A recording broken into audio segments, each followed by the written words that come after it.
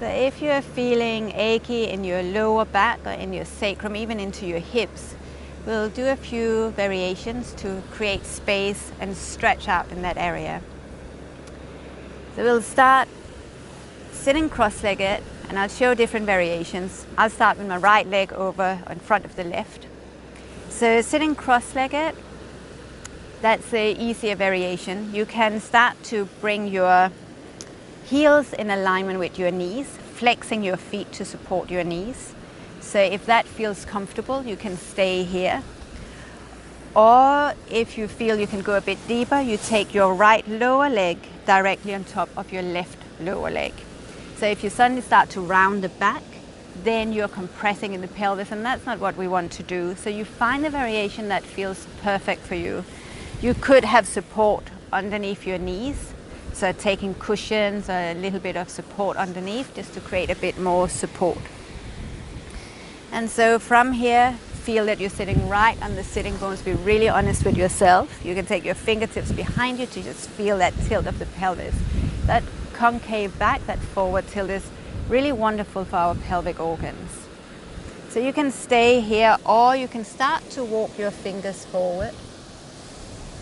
And even as you extend forward, whatever variation you are in, feel the support of your thigh bones resting into the pelvis.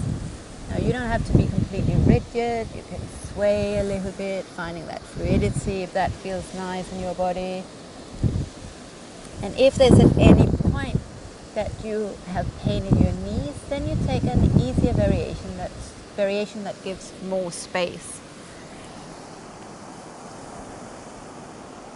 We will stay wherever we are just for a few breaths. And again, noticing if you are grasping or clenching. So what we want to do is to find more openness and lightness, giving space for our organs to work, our circulations to flow.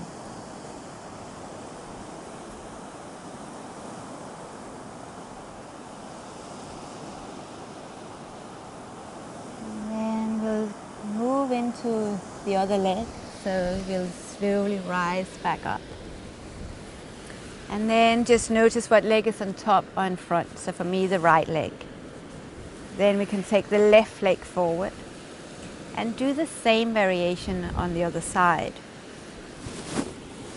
So crossing at the ankles or foot over the knee. And if you choose the foot over the knee, have the foot and the knee together, so not like a lotus position. It's a different variation, and you want to feel that beautiful intensity of creating space in that hip. So for me, that left hip. Again, you can lift with the chest, shifting to the front of the sitting bones. You can stay here. You can extend forward, extending through the heart. Sitting bones pressing down. Maybe your forearms come onto some blocks or cushions, and here we breathe.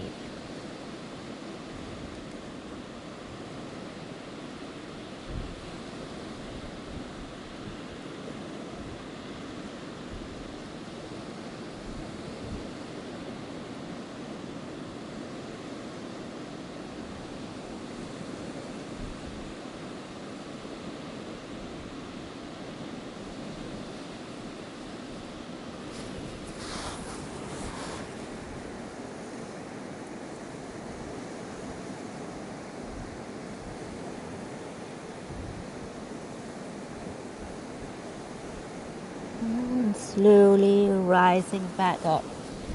We'll shift onto our hands and knees for a moment. So very gently uncrossing the legs. And just taking a moment to feel ease in the body. So one other variation that is really wonderful for our lower back is a downward facing dog. So you can take a moment in a downward dog again. You can bend your knees, bend one knee, stretch the other heel down. As you extend your hips away from the rib cage, you find that extension through the lower back. So really feel that strength through the legs, even with the knees bent. And then bringing the knees to the floor, we'll come into pigeon pose. So same kind of openness in the outside of the hips. So let's take the right shin forward. and walk that left leg back. And again from here you fold forward. So really, if this is not comfortable in your knee joints, you do have to modify. You have to turn around, lie in the same position on your back. You can take as many cushions or blocks underneath that right hip.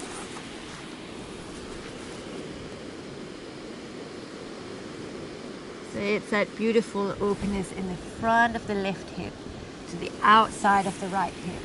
And that creates that perfect base, spacious space for our spine, for our womb, all our internal organs.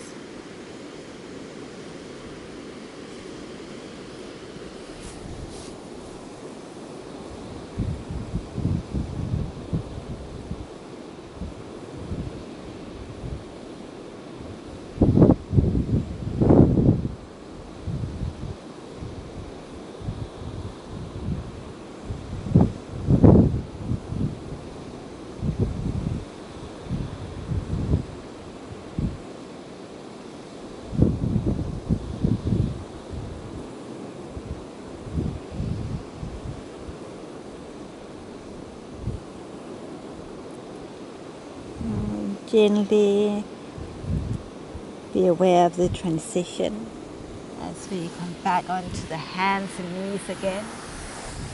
Maybe a downward facing dog, or alternatively child's pose.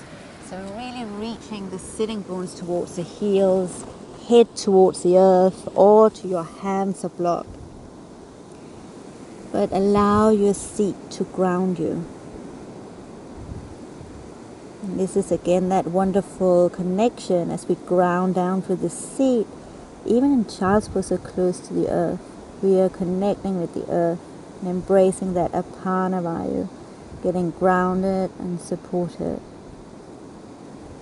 Shift all the way back to the hands and knees, and then the left shin moves forward. Walk the right leg back. So you can think of left shin being parallel to the front of the mat. For most of us, that foot will come much closer towards our groin, which is absolutely fine. Never any pain in your knee joints, but maybe that deep sensation in the right hip. So this is how it looks when you're on the block. So you have more space. Think of the hips being level as you shift into your pigeon pose. And again here, allowing your body to release tension. So if you're noticing that you're holding the breath, then let it go. Maybe you take a couple of those big exhales, sighing out.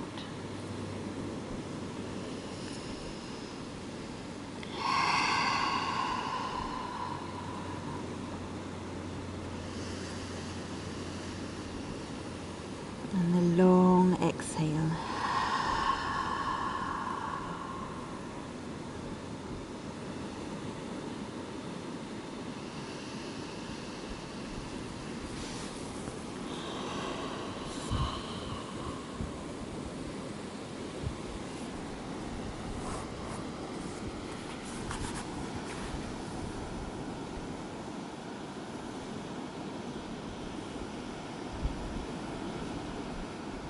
Releasing any unnecessary tension, any stress, resentment,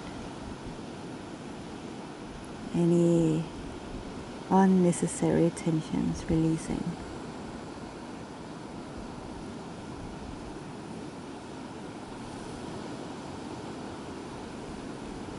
And as you inhale, breathing in that oxygen, the prana energy.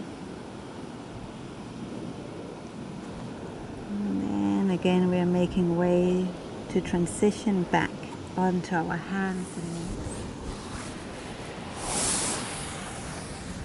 You can take a few moments to do this cat-cow movement, extending your heart forward, sitting bones rise, and then the spine towards the sky. Just a few moments of just feeling that openness.